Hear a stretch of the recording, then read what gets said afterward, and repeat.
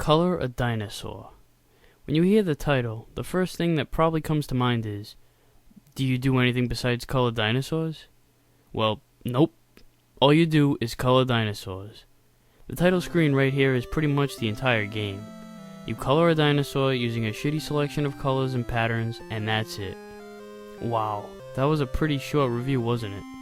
Well, let's see if I can break this game down a little bit more. Although with the depth this game has, this will be like trying to break down a microscopic crumb. The first screen gives you a choice of 16 cartoony dinosaurs to color. After making your selection, you get the drawing screen. Your color choices are on the left and can be cycled through by pressing the B button. And you get a pencil tool to select the area you want to fill. Now, if you press A at the select screen, you'll use the D-pad to scroll the pencil by each area. And if you press B to select your dino, you can move the pencil around freely. So there are 10 color options. But why is it that 3 of them are actually colors, and 7 of them are just shitty patterns recycled from 80s black and white computer paint programs? And it's so nice to have white as an option too. Since everything already starts out in white, it's really useful. Okay, let's give this guy some light blue for the body. Oh man, these programmers were lazy. Could they not have made the colors fill instantaneously? Man, I don't know what to use for colors. These choices suck. Well, if you press select, you can change the color palette. There are 8 different palettes, but it's really more like 4, with an option to have some of the colors blinking. Yeah, that's real easy on the eyes.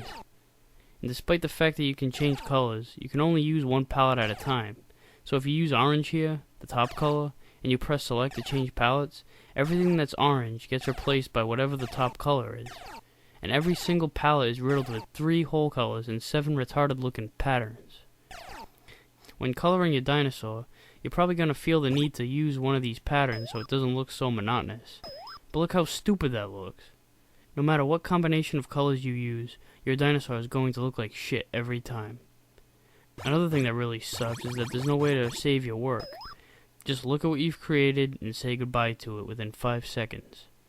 Now this game is supposed to be essentially a coloring book for little kids, only in this coloring book, you get the shittiest box of crayons of all time at your disposal, and once you're done coloring, you have to rip the page out of the book and throw it away.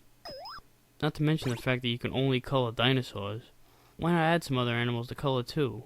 Why does it have to be just dinosaurs? I guess variety wasn't on the minds of the game designers. And here's the entire list of them, all 9 people that worked on this game. And that, my friends, is everything that Color a Dinosaur has to offer. I know that it's for little kids, but this game suffers from a major lack of features. If you want your kids to color, please go out and buy an actual coloring book and a box of crayons. Not only is it a lot more fun, but you're not limited to a shitty color selection and basic rules like staying in the lines. Plus it's a lot cheaper. And if you want your preschooler to try out video games, stay away from this one. Even Atari 2600 games like Big Bird's Egg Catch and Cookie Monster Munch were much more playable and enjoyable, and had a lot more to it. And this was on an inferior console.